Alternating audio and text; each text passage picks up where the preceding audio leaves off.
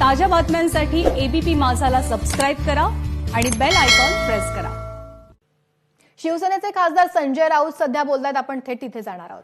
बात सिर्फ उत्तर प्रदेश या की योगी सरकार की नहीं है, देश के किसी भी राज्य में इस प्रकार से घटना होती, 8 या 10 पुलिस वालों की हत्या होती, तो करने वालों को पुलिस जिंदा नहीं छोड़ेंगे।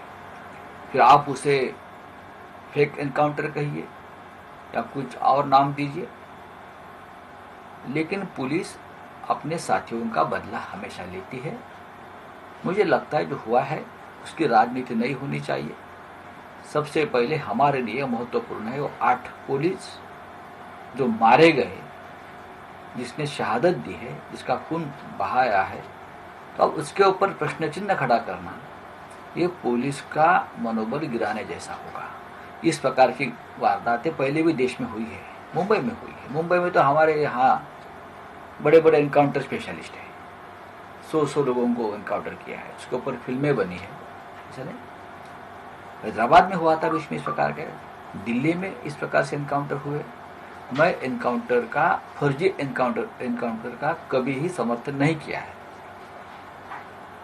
और ना करेंगे। लेकिन अगर पुलिस वालों की हत्या होती है, पुलिस की प्रतिष्ठा अगर नहीं रहेगी, पुलिस का डर नहीं रहेगा, तो देश में कानून नहीं बचेगा, व्यवस्था नहीं बचेगी। राउत साहब, लेकिन ये सवाल उठाए जा रहे हैं कि जिस तरह से विकास दुबे 171 घंटे के बाद मारा गया है, लेकिन वो लगभग अनेक राज्यों की सीमा पार करते हुए मध्य प्रदेश उज्जैन पहुंचा। किस तरह से, मतलब तब पुलिस क्या कर रही थी? उसकी जांच हो सकती है।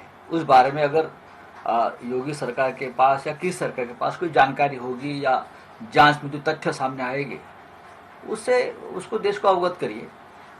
उसमें कोई दो राय नहीं है कि वो कैसे भाग गया, उसको किसने मदद की, उसके साथ किसके संबंध थे। लेकिन अगर यूपी की राजनीति या बिहार की राजनीति और भी राज्यों की राजनीति देखिए, तो अब इस प्रकार के असामाजिक तत्वों को राजनीति में बहुत ही महत्व मिल गया है।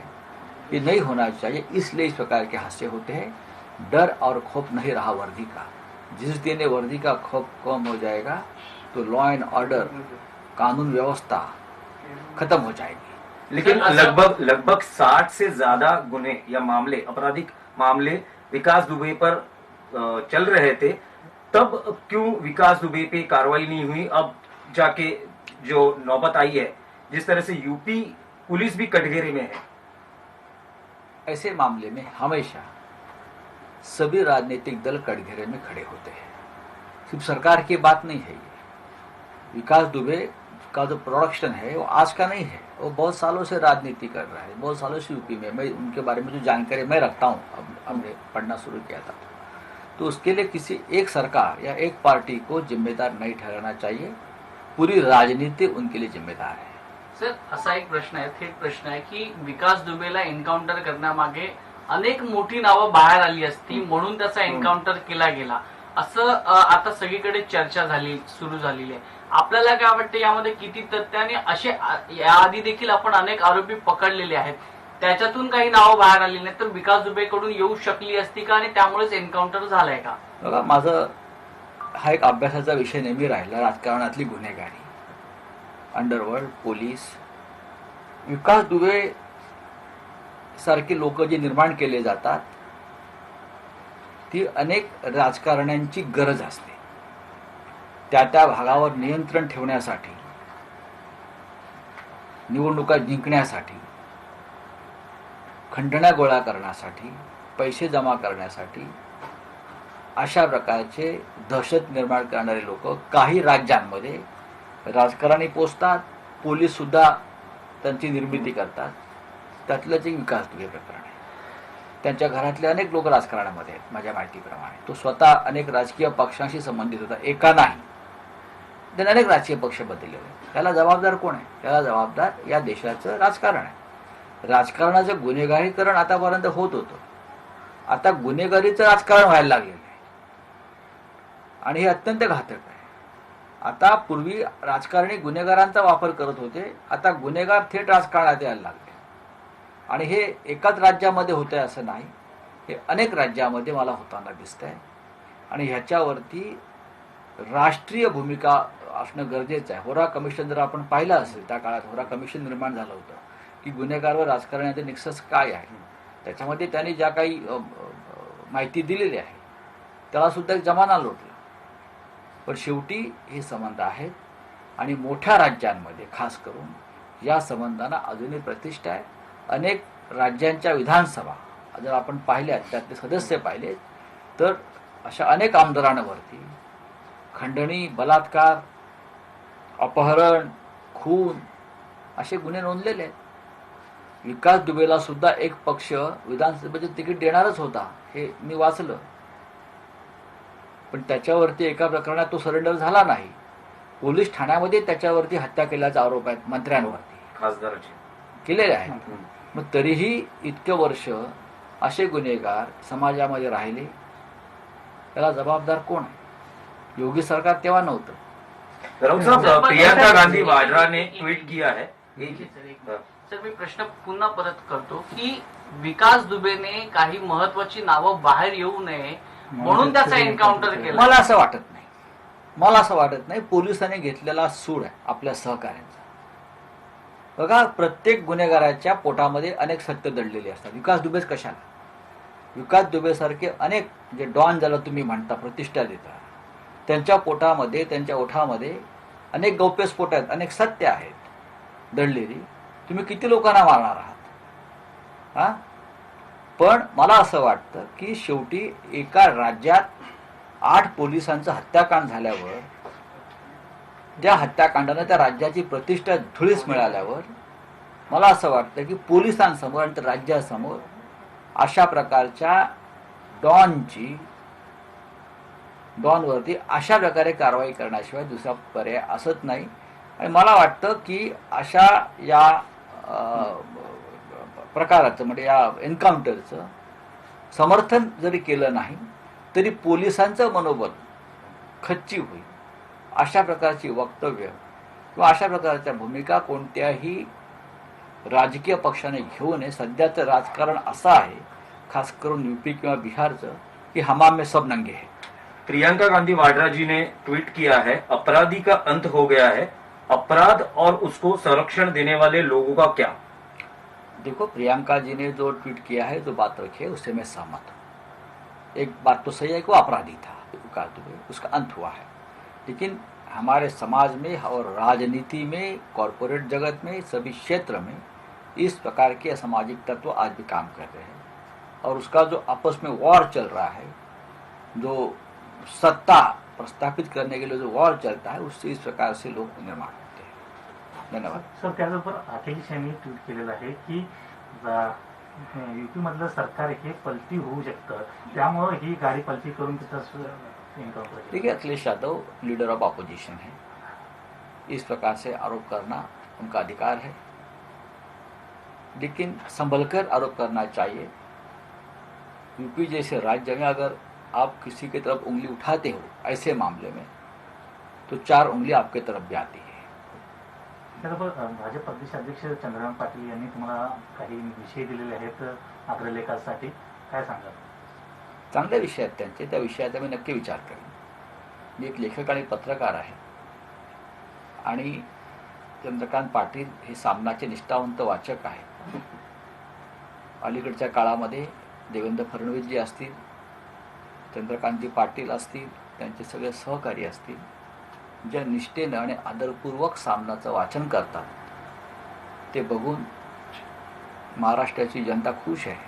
सामना एक महत्त्वाचं वृत्तपत्र आहे. सामना वाचणं ही एक सुंदर सवय आहे. जे सामना वाचतात त्यांच्या बुद्धीला आणि मनाला चालना मिळते आणि त्यांना असे खूप चांगले विषय सुचतात.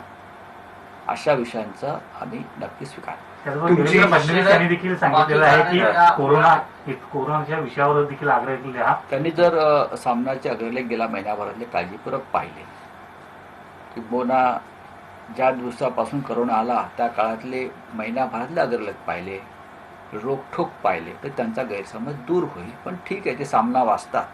हळूहळू ते मुख्य प्रवाहात यायला लागलेले आहेत राजकारणाच्या, सामना वाचत असल्यामुळे. आणि ही चांगली गोष्ट आहे. मी देवेंद्र फडणवीस यांचं अभिनंदन करतो. राऊत साहेब, तुमची मुलाखत गाजते, जी पवार साहेबांची तुम्ही मुलाखत घेतली उद्यापासून त्याचे भाग प्रसिद्ध होणार. त्याआधी विरोधी पक्ष नेत्यांनी असं म्हटलंय, तुम्ही मुलाखतीला नाव दिलं होतं की एक शरद सगळे गारद. विरोधी पक्ष नेते म्हणतात की एक नारद सगळे गारद. एक अशा लक्षात घ्या पद्धतीचं की, टीका केली जाते. टीका किंवा विडंबनात्मक त्यांनी मुलाखतीवर भाष्य तुम्ही आता केलं. विकास दुबेवरून हा विषय इथे कुठे टाकत तुम्हाला मुलाखत गाजते त्यामुळे मुलाखत गाजणार एक तर ती शरद पवार साहेबांची आहे आणि दुसरी संजय राऊतांनी घेतली. त्याच्यामुळे हे सगळं आता होणार. कोणी डरकाळ्या फोडतील, कोणी कावकाव करतील, कोणी चिवचिव करतील. मुलाखत आहे, पवार साहेबांची मुलाखत आहे. आणि तुम्ही जे म्हणताय विरोधी पक्ष नेत्यांनी एक शरद एक नारद एक नारद, बाकी गारद. सगळे गारद. त्यांनी एक शरद बाकी गारद वरती ही कॉमेंट केलेली असेल तर त्यांना मी सांगू इच्छितो, हे जेव्हा राजकारणात नव्हते आमचे देवेंद्रजी, त्याच्या आधी शरद पवारांच्या राजकीय झंझावातावर माननीय बाळासाहेब ठाकरे यांनी मार्मिकमध्ये एक अग्रलेख लिहिला होता. त्या अग्रलेखाचं हे टायटल आहे. म्हणजे बाळासाहेबांनी म्हटलं होतं त्या काळामध्ये एक शरद बाकी गारद. खरं म्हणजे बाळासाहेबांनी तेव्हा 2 शरदांविषयी म्हटलं होतं. दुसरे एक शरद होते, शरद जोशी. तेव्हा त्यांनी 2 शरद सगळे गारद म्हटले होते. आता एक शरद नाही आहेत ते, त्याच्यावर राहिले एकच शरद हे. तेव्हा थोडंसं अजून अभ्यासामध्ये त्यांना बेस पक्का करावा लागेल. राजकीय अभ्यासामध्ये हे बाळासाहेबांचं वाक्य आहे. पवारांविषयी म्हटलं त्यांना माहीत नसेल, तेव्हा ते राजकारणात नव्हते. आम्ही होतो, बाळासाहेबांवर काम करत होतो. नाही, ज्या पद्धतीने प्रोमोज येत आहेत, काही विधानं पवार साहेबांची ज्या प्रोमोज मध्ये आहेत, त्यामुळे पवारांचे जे राजकीय विरोधक आहेत ते घाबरलेत असं वाटतं का? किंवा त्यांनी पवारांना कोणी राजकीय विरोधक असू नये. कारण पवारांचं राजकारण जरी काही असलं तरी पवार हे त्यांची भूमिका ही सदैव महाराष्ट्राच्या आणि देशाच्या हिताची राहिली. त्यांनी राज्याचे किंवा देशाचं अहित करून कुठलं राजकारण आतापर्यंत केलंय असं मला तरी वाटत नाही. विरोधकांच्या पोटात गोळा आला असेल तर उतरवू आम्ही. अनेक राजकीय गौप्यस्फोट असल्यामुळे कदाचित ती मंडळी घाबरली आहेत का? विरोधी पक्षांना किंवा राजकारणात जे काम करतात त्यांनी सगळ्या गोष्टी पचवायला शिकलं पाहिजे. आणि करोनाच्या काळामध्ये असे काढे पचवायची फार गरज आहे. सध्या बरेच लोक काढे वगैरे पित आहेत आणि आयुर्वेदाशी संबंध आहे सगळ्यांचा. हा काढा आहे, ही मुलाखत नाही. तो पचवायला पाहिजे सगळ्यांनी. तुम्ही या मुलाखतीमध्ये वेगवेगळे प्रश्न विचारलेत की तुमच्या हाती रिमोट कंट्रोल आहे का, लॉकडाऊन मध्ये तुमची भूमिका वेगळी होती, तर तुम्हाला मनासारखी उत्तरं मिळालेली आहेत का या मुलाखतीमध्ये? माझा जो का अनुभव आहे बाळासाहेब ठाकरे आणि शरद पवार या 2 नेत्यांविषयी, ते कोणत्याही प्रश्नाचं उत्तर टाळत नाही. का हे खूप ज्येष्ठ नेते आहेत राजकारणातले, भीष्म पितामह आहेत ते सगळे. बाळासाहेबांच्या मी 100च्या आसपास मुलाखती घेतलेल्या आहेत. बाळासाहेबांना विचारलेल्या कोणत्याही प्रश्नाचं उत्तर बाळासाहेबांनी कधी टाळलं नाही किंवा त्या उत्तराची किंवा प्रश्नाची दिशा बदलली नाही. जे त्यांच्या पोटात आणि मनात आहे ते त्यांनी सरळ त्याचं उत्तर दिलंय. मला असं वाटतं शरद पवार सुद्धा त्याच पद्धतीनं संवाद साधतात. त्याचबरोबर शिवसेनेचा एक अंतर्गत प्रश्न आहे. ज्या पारनेरमधील नगरसेवकांनी राजीनामे दिले होते ते पुन्हा शिवसेनेत आलेले आहे. विजय आवटे यांच्या राजीनाम्याची मागणी केली आहे त्यांनी. त्याच्याविषयी माझ्याकडे माहिती नाही. हा स्थानिक विषय मी आपल्याला सांगितलं. हा पूर्णपणे स्थानिक विषय आणि शिवसेना पक्षप्रमुख या विषयावरती स्वतः लक्ष घालत असल्यामुळे त्याच्यावरती आता मी बोलणं बरोबर नाही. धन्यवाद. थँक्यू. तर कानपूर एन्काउंटर प्रकरणी खासदार संजय राऊत यांनी आपली प्रतिक्रिया दिलेली आहे. या एन्काउंटरचं राजकारण करू नये असं देखील संजय राऊत यांनी म्हटलेलं आहे.